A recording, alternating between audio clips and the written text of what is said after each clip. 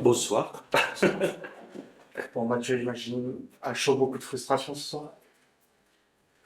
C'est le bon mot, oui. Très très très frustré de la fin du match. Voilà, pour essayer de pas trop de dire de bêtises sous le. C'est encore un peu frais et c'est difficile à évacuer, mais on va essayer de dire des choses sensées. Dans les années dernières pénalités, j'imagine qu'il énerve à chaud. Bon, là, il y a plus que ça. Je pense que les 15 dernières minutes, j'ai pas compris un coup de sifflet. Tout le monde, je pense, dans le stade a vu qu'on dominait en mêlée, avec notamment le pilier gauche de Carcassonne qui était en travers toutes les mêlées. Et par l'arbitre de touche. Alors attention, je veux rien enlever à la victoire de Carcassonne. Ils ont mis énormément d'énergie. Ils ont joué un match qu'ils devaient jouer pour le maintien. Et félicitations à eux. Ils nous ont posé des soucis, mais très clairement, il y a beaucoup de coups de sifflet sur les 15 dernières minutes que j'ai pas trop compris. Tu as parlé de la mêlée, au-delà d'une pompe de pénalité dans la dernière minute. Est-ce que le plus gros regret vient pas de cette pénalité à 5 mètres de l'embut au moment où vous menez 18-17 et où vous pouvez Ah tuer le si, match? clairement, puisqu'on peut passer à +8. On a pris l'ascendant, plusieurs pénalités pour nous. Et j'ai revu des images avant de venir vous rejoindre et je comprends toujours pas comment on peut siffler ça. C'est pas Irakli qui s'écroule pour toi sur cette mêlée. On parle de celle à Samed. C'est la 5 mètres. Ah non, et puis bon, faut regarder de l'autre côté. De l'autre côté. Avant ça, il y a eu Si beaucoup on regarde bien techniquement, de l'autre côté, c'est pas compliqué. Le pilier gauche, il finit avec les deux épaules qui regardent la ligne de touche adverse. Donc, il parle d'indicateur. Ça, c'est un indicateur qui est pas tolérable pour des deux. Avant ça, la mêlée, et notamment les trois Géorgiens qui rentrent avec Mehdi qui rentre, c'était déjà votre stratégie à Soyo, ça a été de nouveau votre stratégie ici. Ça amène de la force à l'équipe de savoir qu'elle a cette ligne-là, de cette première ligne-là. Oui, oui, et puis enfin, après voilà, on a besoin de tout le monde avec leur qualité. Je pense que la première ligne a aussi fait une très bonne partie en mêlée fermée. Carcassonne, c'est une très bonne mêlée, c'est une grosse mêlée, mais après, que ce soit dans un sens ou dans l'autre, il faut que les rentrants apportent et mettent l'adversaire sous pression. Chose qu'on a plutôt réussi à faire. Il y a eu ça, alors ça, cette première période, vous tournez à 4 points, il y a beaucoup de déchets, il y a des touches directes, des sorties quand malheureux, même des réceptions de coup d'envoi. C'est ce qui vous a manqué un peu de maîtrise dans cette première mi-temps pour tourner peut-être devant ou. Ouais, un peu après le jeu mérite faute, eux ils ont mis l'accent sur deux secteurs, c'est les ballons portés et le jeu au pied de pression, où on a eu un petit peu de mal en effet en première mi-temps à répondre sur les ballons aussi, on a échappé quelques ballons. Mais on a aussi manqué de justesse technique dans cette fin de match. Trouvé une pénale touche un peu courte, on a fait des petites fautes où ça, c'est de notre maîtrise à nous et on aurait pu faire un peu mieux.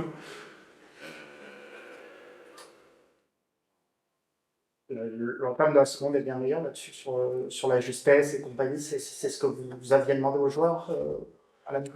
Oui, et puis bah, on rescore assez vite, donc voilà, ça amène de la confiance. On est à 1-, on marque 3 points, donc on recolle tout de suite et ça nous permet d'y croire. Très honnêtement, à la mi-temps, on avait un discours plutôt positif où on trouvait que les joueurs vraiment avaient fait le job sur beaucoup de choses et que voilà, l'équipe telle qu'on vient d'évoquer qu'il fallait régler. Et après, voilà, en zone de conclusion, deuxième mi-temps, on aurait pu par moment peut-être être un peu plus pragmatique. Et puis il y a des petits faits de jeu qui plaident pas pour nous. Ça, j'ai pas revu, je sais pas qu'est-ce qu'il siffle quand il siffle l'essai, mais que finalement il fait appel à la vidéo. Voilà, il y a ce genre de petits. Clairement, je pense qu'on a quand même dominé le deuxième acte et ça n'a pas fini par payer et c'est dommage parce que c'était un tournant de notre saison à nous aussi.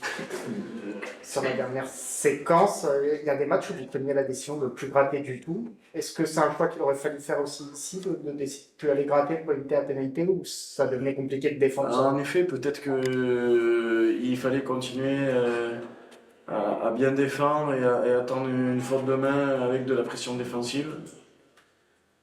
Après, c'est pareil, j'ai reçu 15 textos. Je sais pas si vous avez vu les images, mais moi je vois pas ce qu'il y a ici. Les deux mains sont sur le ballon. Je comprends pas sa décision. C'est comme ça. Une autre. Pendant ce temps-là, Agen a gagné à l'extérieur, Brive a gagné, c'est moins une surprise à domicile. Dans la course au top 6, c'est quand même pas une bonne opération, il ne reste plus beaucoup de déplacements, on peut dire accessibles. Quel va être le discours? Peut-être pas dès ce soir, mais dans la semaine, aux joueurs pour continuer à parler de ce top 6. Bah, la Pro D2, c'est un championnat qui est ultra dense et où rien n'est joué. Enfin, pourquoi Carcassonne ne serait pas gagné un jeu la semaine prochaine? Moi, je crois vraiment que c'est un marathon, qu'il y a beaucoup de très très bonnes équipes dans ce championnat. Donc, on va essayer de jouer notre carte jusqu'au bout. En effet, comptablement, ce soir, c'est pas une super opération, paradoxalement, alors qu'on marque quand même un point à l'extérieur, c'est pas si mal que ça. Mais bah voilà, nous, notre leitmotiv maintenant, ça peut être de jouer la carte à fond jusqu'au bout, jusqu'à ce que comptablement ça soit fichu. Puis là, à ce moment-là, on verra, mais aujourd'hui, il reste quand même encore beaucoup de matchs et bah, même si on avait envie de regarder en haut, il va falloir quand même aussi faire attention, pas se faire surprendre à la maison. On a un très gros match la semaine prochaine qui nous attend, avec un Nevers un peu en difficulté, mais du coup blessé, qui a encore perdu ce soir, donc qui, je pense, va vouloir réagir et prendre des points. Donc voilà, c'est un peu bateau de dire ça, mais il faut remettre le double de choc et il faut regagner rapidement, et c'est possible la semaine prochaine. Beau, je ne sais plus un peu de genou à un moment, mais rien de grave. Je sais pas, j'ai pas fait de point check-up médical. A priori, il n'y avait pas de grosses blessures potentielles, à part en effet June quand il se fait reprendre sur le plaquage par derrière.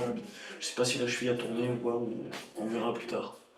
Une petite question sur un petit détail. Aurélien met le premier drop de la saison pour Aurillac. C'est une raison qu'on en voit peu cette année des drops à Aurillac, là où Hugo en était un peu plus en passé.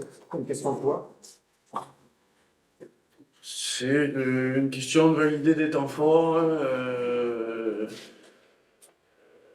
J'ai pas toutes les séquences en tête. Ce qui est important, c'est de marquer des points dans le camp adverse. Si c'est des drops, si c'est des pénalités, est-ce qu'il y a des moments dans la saison avant où on aurait pu tenter des drops? Certainement. En tout cas, celui-ci se présentait bien et je pense que c'était vraiment le bon choix à ce moment-là. Ça faisait plusieurs temps de jeu où on butait sur une défense carcassonnaise qui était quand même plutôt efficace. Donc c'est important dans le rugby de valider les moments forts. On l'a fait à ce moment-là et c'était très bien un de moins. Oui, c'est certainement, pour répondre à ta question, qu'il y a des joueurs qui ont plus ou moins d'appétence pour le dribble. Merci beaucoup. Bon retour.